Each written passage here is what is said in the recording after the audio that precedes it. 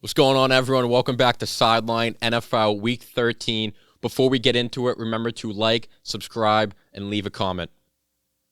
All right, right into it. My biggest 3 takeaways from this week's of NFL games. My number 1 takeaway comes from the New England Patriots and Bill Bellichick, that stubborn asshole. He blew this season, okay? It's his fucking fault. You want somebody to blame and point the finger at? It's Bellichick. Because I need to blame somebody, and I need to look him and say, it's your fault. You blew it. It's your fault. Fuck you. And it's fucking Bellichick. I don't care what he's done in the past. I don't care how many Super Bowls he's won. Okay, I don't care how great he thinks he is. It's his fault. And you know why? Because he empowered Matt Patricia. And Matt Patricia is a blubbering fucking fat idiot. He sucks. Everyone knows he sucks. Matt Stafford, when he left Detroit, thanked everyone in the whole Lions organization except for Matt Patricia because everyone hates him. The entire league knows he's an inept moron. And what does Belichick do? He brings him in. Not only does he bring him in, he empowers him to be offensive coordinator of the offense with a second-year quarterback, first-round pick, who are trying to get to make that first-year to second-year jump.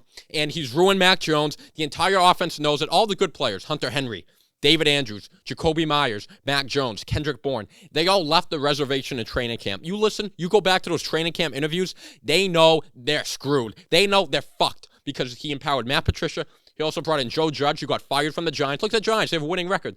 They never had a winning record under Joe Judge. Joe Judge leaves. They're having their best season. The Lions are playing a lot better without Matt Patricia. The Patriots, they blew the season. Even if they sneak into the playoffs by some fucking miracle, they're going nowhere. They'll get blown out by Kansas City, blown out by Buffalo. It's Belichick's fault. I blame him. My second takeaway, the Bengals are legit Super Bowl contenders, man. I mean, listen, Joe Burrow is that dude, okay? I mean, he's just going out there, man. He's fucking all the women. He's throwing all the touchdowns. Joe Burrow's that guy. He's 3-0 against Patrick Mahomes, which is unbelievable. He's the only quarterback who's undefeated against Mahomes, who's played him more than once. And he's just got balls, man. He's got big-ass fucking balls. And it wasn't his fault they lost the Super Bowl. The Bengals can beat anyone in the league. They beat Kansas City. You can beat anyone. I would not be shocked if they were back in the Super Bowl because of that man right there, Joe Burrow. Third takeaway, a fellow Paisan goes down once again. A fellow countryman, no more. Jimmy G injured. And my biggest takeaway is injuries have defined. When we look back in 20 years, the name Jimmy Garoppolo comes up. The first thing is going to come up is he was always hurt. Injuries will define his career. When he's in there, he's a very good winning record. He's a good quarterback, but he just can't stay healthy. This is like his third major injury. He's going to miss the rest of the season, and it's a shame because the Niners were on a 5-game win streak, probably the hottest team in the league, Super Bowl contender. They made the trade for McCaffrey, went all in. Now they're going to have a third string playing. They're probably not going to win the Super Bowl.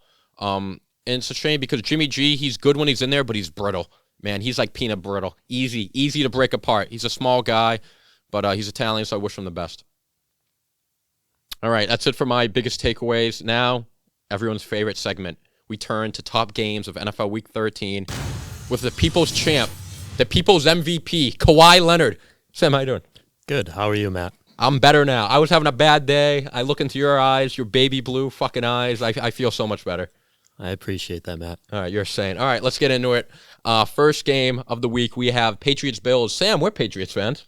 Yeah, sadly. Fucking shame. Fucking Bellichick, that fucking asshole. They lost. Season, in my opinion, season's over. I think they're fucked. They got to play Miami. They got to play Buffalo. They got to play Cincinnati. That's 3 losses. With the way they look, the way their offense looks, Sam, what do you think? And do you think they have any chance to make the playoffs? So, as far as the Patriots go, after watching this game and after watching how they played last week against Minnesota, 2 very good teams, 2 very different teams, in my opinion, because I think Buffalo is better on both sides of the ball here.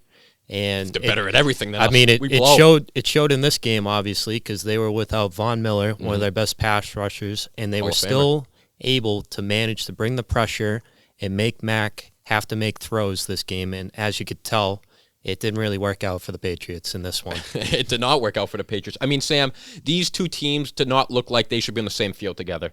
It looks like you were playing 9-year-olds in basketball. You're just dunking on them, fucking hanging over them with your junk, taunt. It didn't look good. Well, Matt, I want to bring something up. Okay. So this was a stat that I did some research. Oh, nice. So 6 of the 9 drives that we have resulted in punting the ball away, including 3 straight after the Marcus Jones touchdown on the second drive. Just based off that stat, it sounds like the offense can't really get anything going. It's funny how that works. It's the play calling, man. Yep. It all works at the top. You know what I mean? The players are frustrated out there. You saw the cameras pointing towards Mac Jones on the sidelines. He was visibly fed up, screaming at everyone. He was saying, we got to throw the fucking ball. Yeah. And I agree with him. Even when they do throw the ball, this is what happens. The receivers are running routes that are short of the line to gain. So even if they make the catch near the sideline, near the sticks, they're still not going to be at the first down markers. So, what are these routes? What are they doing out there? I mean, the offense has trouble scoring. I think they've had 2 really good games this year. The offense was the Baltimore game and the Vikings. So it's 2 good games out of 12. It looks inept. The play calling is very vanilla. It's very predictable. It's clear that none of the good players believe in the play calling, believe in Matt Patricia. It came out with Mac Jones on the sideline. Sam, they're fucked. It's over. Yeah, I just want to add one more thing. So this was a quote from David Andrews. So, longevity. He's one of the longest tenured Patriots on the team. He's actually our center as well. He said, we want to win, and we're not doing that. We got to find ways to win, whatever that is. So basically, he's throwing the coaching staff under the bus. Okay. That's what he means. He's saying it without really saying it because that's the Patriot way of doing things. The culture needs to change. People got to realize that we're not in the Brady era anymore. Yeah. So you cannot rely on the same system that made Brady so great because it's not going to work with everyone because that system was just for Brady. And obviously we are seeing the repercussions of keeping that same system intact. Yeah, I hope Bellichick, I hope they fire him. He fucking ran the greatest quarterback ever just out of clean town. house Fucking and we'll asshole. be better off. All right, next game. Niners-Dolphins. Sam, a lot to get into in this game. The Niners beat the Dolphins pretty much without Jimmy G for 90% of the game. Jimmy G broke his foot. He's very brittle. You touch him, he falls apart. He's out for the season.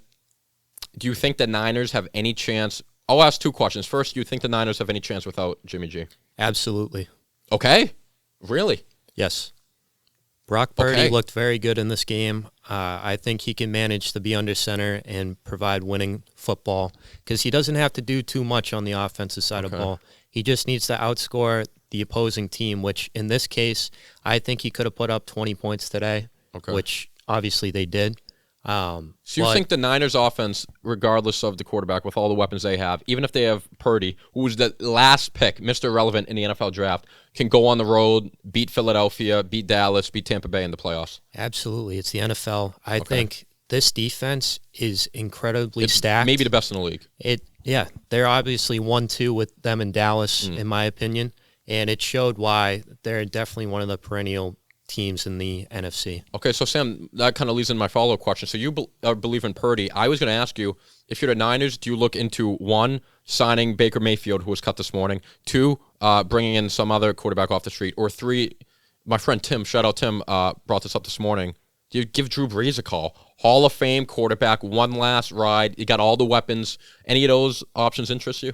I'd rather just stick with Purdy. Purdy's been here all season. He's practiced with the team. He just needs maybe a week or 2 to get, chemistry with the players like Debo, Ayuk, and Kittle, get them more involved, start developing that chemistry. And I think, everything's clicking right now. I would not do anything to mess up the culture because if you bring in an outside guy, it may not deem well for the rest of the team. Okay. And, the camaraderie between all the teammates and whatnot. Okay. So I'd just stick to Purdy, see how he does, and then if things start to go awry, then maybe look into bringing in a guy like Baker or somebody like that. Okay. Oh, they definitely have to sign another quarterback because you have to have more than one quarterback on the roster. I mean, Baker's tough because he's kind of like an asshole, so he could ruin that locker room or whatever. I'm calling Drew Brees, man.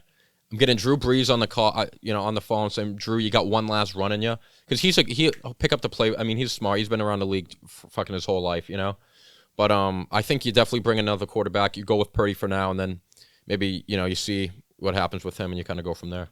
Yeah, I agree. All right, next game, we got Chiefs-Bengals. This was probably the most hyped game of the week.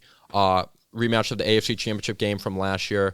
Really good game. Came down to a couple key plays. The Bengals ended up beating the Chiefs at home without Joe Mixon. And Joe Burrow is 3-0 against Patrick Mahomes. Crazy stat. What do you think, Sam? So I think the Bengals are definitely one of the favorites to come out Have of the to be. AFC Have to be. And make the Super Bowl. This was definitely their statement win because they were 2-0 previously this year against the Chiefs, and then they just won for a third straight time. So that really means that they can hang with the best because the Chiefs have been one of the best teams in the AFC for quite a long time now. Yep. Countless playoff Better than runs, the Patriots right now. countless AFC championship games, and even a couple Super Bowl appearances as well. I think adding Chase back this week definitely helped. He picked back up right where he left off before going on the shelf for a couple weeks. He had 7 catches, 97 yards, I believe. Sure. Including a hard-fought catch and run that picked up a first down to ice the game and send the Chiefs back. Yeah, that was a big play. He dove for it.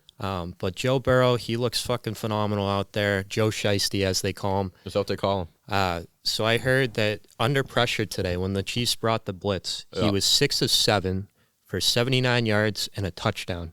So that's not Joe Shiesty, Joe Cool. I don't know what is. I mean, dude, Joe Burrow's got fucking balls the size of boulders, dude. I mean, those things are fucking enormous, dude. I mean, I don't know if there's, other than Tom Brady, like leading a drive at the end of the game, I don't know if there's anyone else I'd pick. He led a big drive, man. He led his team to the Super Bowl last year. I think the Bengals are right there with anyone in the league. If you were to tell me you think they're going to win the Super Bowl, I got no argument. They're right there with Buffalo and KC for the AFC. I think another thing I want to say about the Bengals is that Samaje Perine, a lot of people wrote him off when his time with the Commanders. Sure. But it seems that he's got a good role here in Cincy. He's a great backup to Joe Mixon, has filled in greatly as the starter for the past 2 weeks. He had over 150 all-purpose yards in this game, which is phenomenal, especially against this Chiefs team who actually has a very good pass defense and also a very good rush defense as well. But he was able to, really churn those legs and churn out a couple of hard-fought yards. He's got some juice. Absolutely. You know who had juice? Barry Bonds. That's why he won't get in the Hall of Fame. But as a Chiefs fan go, I would say I would not worry about this team. No, it's a hard-fought game. There was a couple of miscues down the stretch. Kelsey fumbling, which is rare. That's probably like his first fumble in like a couple of years. Travis. Scott. I'd also say the sack by Mahomes at the end that set up the longer field goal attempt from Butker, which, 55-yard field goal is not easy. It's not. I couldn't hit it. But, he was close. It had the leg. Yeah. It's just a little bit outside. He did have the leg. He gave it all he had. You know what I mean? Yeah. So, a little bit unfortunate that it just didn't fall the Chiefs' way down the stretch, but good game. Definitely an AFC championship possible rematch coming soon. All right. Next game, we got Vikings-Jets. The Vikings took an early lead in this one, Sam. They went up big. The Jets battled back. Comeback ended up falling short. They couldn't get punched into the end zone at the end. Mike White threw a pick. But it was a competitive game, and Garrett Wilson looked unbelievable. He had 8 catches, 162 yards. Sam, what are your takeaways between Garrett Wilson, Mike White, just all of it? What do you think? So I think the Jets have definitely built a good culture around their football team this year. Robert done a nice job. He added the pieces like Sauce Gardner and Garrett Wilson. He definitely made this team a better football team overall. And he's starting to bring a winning culture to this organization who has seen better days before this year. They usually blow. But no, it's definitely a bright spot that they're able to hang with one of the best teams in the NFL right now. Vikings are 10-2. Jets are in the playoff picture right now, which is very, very hard for me to say. But no, they look very good. Like you said, Garrett Wilson is definitely something to keep an eye on. He is a star in the making. He just needs the right quarterback. I don't know if Mike White's the answer right now. Certainly, right now, he's better than Zach Wilson for the season. Yeah. I love Garrett Wilson. That kid is a stud. He's wide receiver 1. He's going to be a Pro Bowl, all-pro receiver. They hit on him. They hit on Sauce Gardner. Their defense is legit, man. And it was a good game, man. I think the Jets might sneak in ahead of the Patriots because their defense is certainly better than ours. And I don't know, they got some dudes on offense. We got fucking Matt Patricia, and this is fucking cheesecake factory menu. Now let's talk about the Vikings. So I think Kirk Cousins did just enough to get by the Jets team. A lot of his throws were behind receivers. Like Jay Jetta had 7 catches today. Yeah, he was a little frustrated. He was visibly frustrated because Kirk Cousins wasn't hitting his spots, wasn't hitting them on the go, wasn't hitting them in the hands at all. He was throwing it behind him, and you can just tell that Jay Jetta really was paying the consequences because he did take a couple of big hits out there. So if this Vikings team wants to contend, they definitely got to close out games. They got to clean up their miscues. And I do have a stat for you, Matt. So the stat is 9 out of their 10 wins this year have come within one score. Wow. That's 90%. So what does that tell you about this Vikings team, Matt? They can't put teams away. Especially this one. They let them hang around. They had a 20-3 lead at the end of 2 quarters. Yeah, it's no good. Yeah, no, I don't believe in Kirk. I think they'll lose in the playoffs. But yeah. I mean, we'll see how that goes, right? We'll see Prime time Kirk, baby. Gotta love him. No bueno. All right, last game, we have the Commanders versus the New York Giants. This is a bloody, testy NFC East bloodbath. Heineke, man, he played his heart out. Ended up being a tie. Sam, what do you think? Do either of these teams have a chance to do anything in the playoffs? And which one would you pick to get that last playoff spot if Seattle gets in?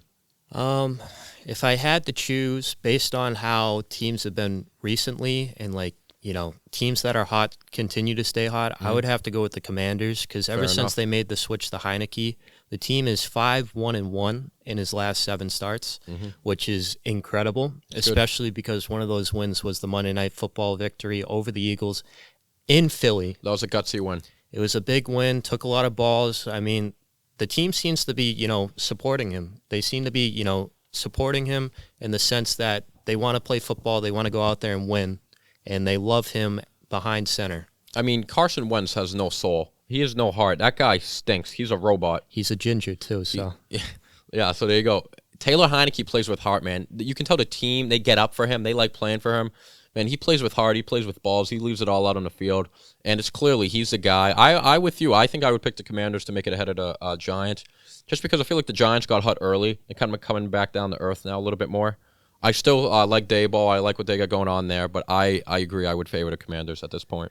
I would say, based on this result today, because it ended in a tie, which sucks for both teams because they really needed a win to really help their playoff picture. I mean, a tie doesn't necessarily hurt them in a sense, but it made the players disappointed because they kind of fought till the end. Obviously, overtime was a little bit more grittier because there was 4 punts and then a missed field goal at the end by Graham Gano for the Giants to win the game.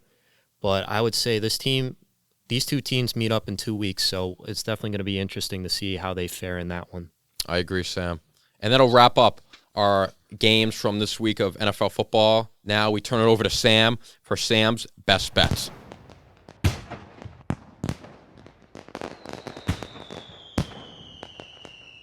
What's going on, everybody? Welcome back to the second installment of Best Bets with Sam. So last week, we were able to go 2-1 with our plays, which is a pretty good record. It's a winning record. Unless you took all those plays in a parlay, then you would have lost, obviously. But this week, we got a pretty good slate of games. I did the research on Saturday and Sunday. So like I said, I'm looking ahead to next week's slate of games and trying to pick out which 3 bets have the best value in terms of making you the most money. I just want to say a quick disclaimer before I get into it again. I am in no means a pro sports bettor, so take these picks with a grain of salt if you would, and please do not put more money than you can afford to lose on these picks if you do tail these bets. All right, without further ado, let's get into it. So my first best bet of Week 14 is the Jaguars-Titans under 42.5 points at minus 110 odds. So what this means is if you put $11 on this bet, you would win $10. I like this bet just because these 2 offenses haven't really proven anything to me over the last couple weeks.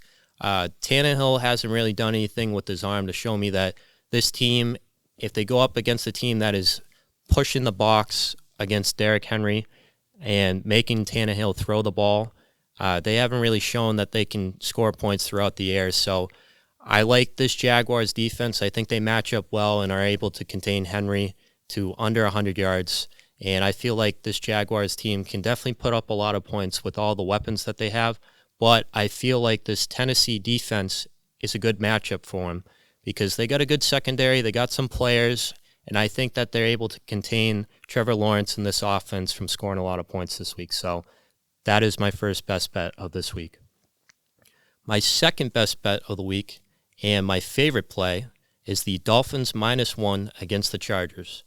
And this is similar to my first best bet in terms of the odds. It's -110, which is 11 to win $10. And the reason why I like this bet is because the Dolphins have one of the best passing units in all of football. They're going up against one of the worst secondaries in the whole NFL. Absolutely depleted Chargers team who has lost J.C. Jackson, one of their top corners.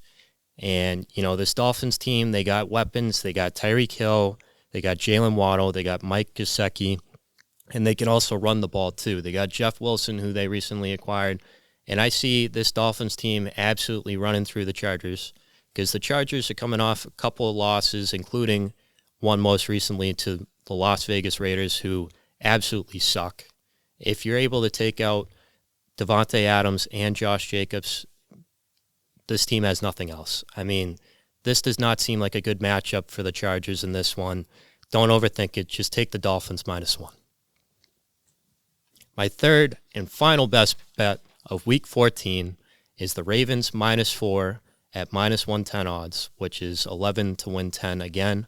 I just want to do a quick disclaimer because I made this pick before the games on Sunday, and Lamar Jackson went out due to injury in that game in the first quarter with a knee injury. So he is currently day-to-day, week-to-week, so we got to keep an eye on that. If anything changes, I'll write something in the comments and just say that this bet is not a good option because I only like this bet if Lamar plays. So we'll keep an eye on that. I think the reason why I like the Ravens in this spot, especially with Lamar playing, is because they have to win divisional games in order to have any chance of getting one of the top seeds in the AFC. It's a two-team race between them and Cincinnati, who they end up playing at the end in Week 17 in the last game of the regular season. And I just feel like this Ravens team has a lot to prove. Lamar's in the contract year, so he definitely has to show out.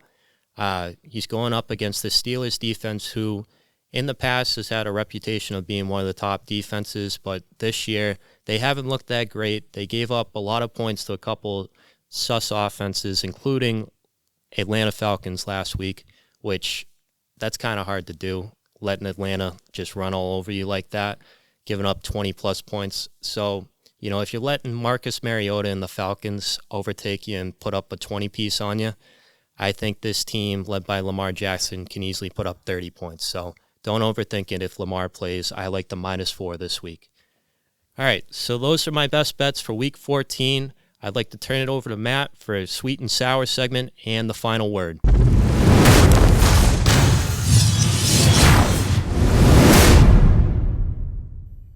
Wow, Sam, that was wonderful. Thank you so much. I can't wait to spend all of my paycheck on all your bets. All right, let's get into sweet and sour this week. This week, fantasy football, 3 sweet, 3 sour. We'll start with sweet. My number 3 sweet this week is Christian Watson of the Green Bay Packers. He had a slow start to the season, second-round pick. A lot of people, no one really drafted him. No one thought he would do anything. But Romeo Doubs got hurt. Lazard's been in and out. Cobb's been in and out. And he's really taken over as the Rodgers guy. He is, I think, 8 touchdowns in his last 4 games. He's a big play guy, red zone guy. And you got to ride out this hot streak. You got to see, how far he goes. Because a lot of these rookie receivers, they struggle at the beginning of the season. And once they figure out by the second half of the season, they can be league winners. They get really hot. And he is as hot as anyone right now. If he's on your team, you got to play him until he gets cold. Christian Watson sweet this week. My number 3 sour is Courtland Sutton. Courtland Sutton, very good player. Unfortunately, he plays for the Denver Broncos, which is a horrendous offense. A lot of people drafted him. He hasn't been a complete, he gets like 10, 8 points, but you probably drafted him as a wide receiver 2, possibly a flex option. He's not playable. You should, under no circumstances, play Courtland Sutton. He hasn't got a touchdown since early in the season. He's hovering around 8, 10 points every week. He actually re-aggravated his hamstring this past week, so he's hurt. He might not even play this upcoming week, but do not play Courtland Sutton probably for the rest of the season because the Broncos suck and blow. Number 2, sweet this week, Garrett Wilson, another rookie receiver, first-round pick, New York Jets. Zach Wilson getting benched was the best thing to happen to Garrett Wilson because he started off the season really hot with Joe Flacco. Then Wilson came back, and he's sputtering. Good games, bad games, inconsistent. The last 2 games with Mike White, he's been awesome. Last game, he had 8 catches for 100 62 yards, over 20 fantasy points. The week before, he had 2 touchdowns. And Mike White feeds him the ball. Like, you can tell, you watch the Jets, Mike White makes a point to throw at Garrett Wilson, whether he's open or not. He's the most talented receiver on that team. There's a reason he was a first-round pick, second receiver taken in the draft. Garrett Wilson, if he's on your team, I'd play him every week. He's money. He could be a potential league winner. Number 2 sour this week is Gabe Davis of Buffalo. Now, Gabe Davis was drafted as a wide receiver, too, in a lot of leagues because he went off at the end of last year, specifically in the AFC Championship game against the Chiefs. I think he had something like 4 touchdowns. It was fucking insane. Everyone expected Josh Allen, MVP this year, Buffalo to be the best team by far, and thought he would eat. He's been inconsistent. The last 3 or 4 games, he hasn't really done much. Last game, he got a touchdown, but he only had 2 catches for 15 yards. I mean, Diggs is clearly the guy in that offense. Diggs gets all the targets, all the big receptions, touchdowns. Now, Gabe Davis is a big play guy. So every 3-4 games, he'll have one game where he catches a 40, 50-yard touchdowns, and that'll inflate his stats. But unless you're banking on that, he's 5, 6, 8. He's not getting a ton of points. So unless you're absolutely desperate and you need a desperate play hoping he gets a 50-yard bomb, I would bench Gabe Davis until further notice. And my number 1 sweet this week is Davante Adams. Shout out Sam Reed, who traded for him from Joe Ward. Not a good trade by Joe. Davante Adams is the best receiver in the league. Jay Jett has taken off this year, but Davante Adams is the league leader in touchdowns. He is unbelievable. Carr feeds him the ball. He catches fucking everything that's thrown at him. He had another monster game. He's pretty much good for 30 fantasy points a week. He's unbelievable. He's wide receiver 1. Next year, him and Jefferson will be drafted as wide receiver 1, wide receiver 2 in the fantasy drafts. Him and Jefferson are really the 2 guys. They're so far and ahead of everyone else. I'd put Tyreek Hill and Diggs probably right around them too. But Adams is fucking unbelievable. He's money every week. He's sweet. And my number 1 sour, Lamar Jackson. Now, I love Lamar. He's a great football player, Heisman Trophy winner from Louisville. But he got hurt this week. And he got, I think, 1-2 points this week. He might not play this upcoming week. But he's not sour because he got hurt. Anyone can get hurt. He's sour because he hasn't played well fantasy-wise recently. The Ravens' offense has been struggling. They don't really have a lot of receivers. It's really just Mark Andrews. The running backs are in and out of lineups. Dobbin, Edwards, they've all been banged up. And it's all been on Lamar's shoulders. And he started off the season hot. He had a lot of 30-point outings, even a 40-point outing one week. The last couple of weeks, he hasn't been terrible. Like, you could still play him, but you drafted him. He was probably the 3rd, maybe 4th quarterback taken in your league, and he has not lived up to that billing. He's just kind of been an average fantasy starter. So he's sour. Obviously, you don't drop him. If you have him on your team, you have to play him because you probably don't have anyone else. But he's been a little bit disappointing this week, and he's sour. And that's it. That's all we got for Sweet and Sour this week for fantasy football. It was a pleasure to have Sam on. He's everyone's favorite. Remember, like, subscribe, leave a comment. We'll be back next week. We'll do it again. We'll run it back. We'll have Sam in studio. I'm sure the Patriots will do something stupid this week too. And everyone have a great week. All right.